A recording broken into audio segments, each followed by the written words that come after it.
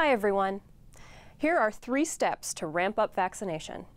In Chicago, we know that vaccination coverage varies by community area, but it also varies by census tract and block, as you can see here on the right. Very low 1-dose coverage could mean Delta surges in some of our neighborhoods and not others.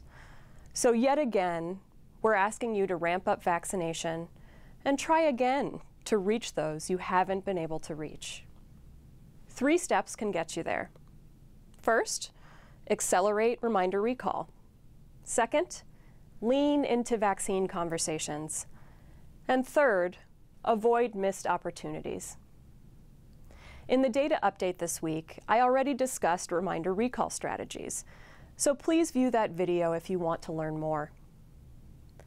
Reminder recall is an evidence-based strategy for getting patients back in the office that may have said no to vaccination before or who missed their first and second appointments.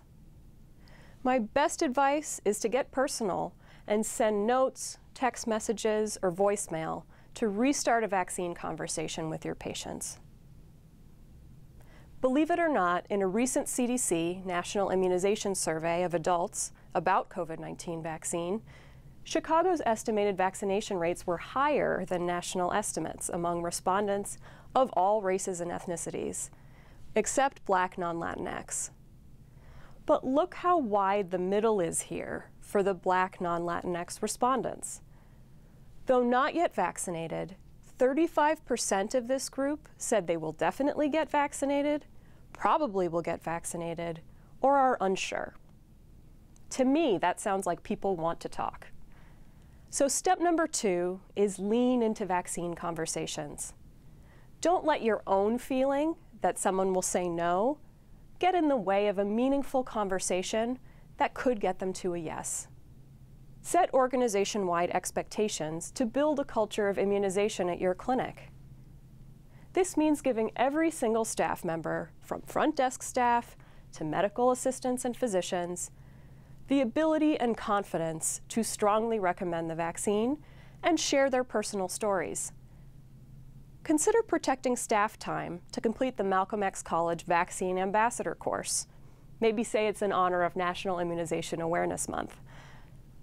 Have staff share their elevator speeches with each other. This is a great way for them to practice. And share new vaccine safety publications with your healthcare staff as they become available. Then they'll feel confident to answer questions in this ever-changing field. Step number 3 is avoiding missed opportunities. Now this could give you the biggest bump if you change your workflows and expand your standing orders to allow it. Queue patients and staff in waiting rooms, exam rooms, and staff workrooms to ask about COVID-19 vaccine. Remind them that their patients want them to ask. And please, offer vaccine to whoever is with the patient. The PrEP Act allows this for non-established patients in the setting of the COVID-19 pandemic. And for you pediatricians out there, yes, you can vaccinate adults. Don't let even one routine physical or urgent care visit slip by without discussing COVID-19 vaccination. If you're in a hospital, vaccinate where your staff already is, including the emergency department and inpatient units. Another lingering hesitation among providers is co-administering COVID-19 vaccines with other vaccines. Teach everyone that they may be co-administered without regard to timing. New data shows that immunogenicity and adverse event profiles are generally similar when vaccines are administered simultaneously as when they are administered alone. Thanks for listening.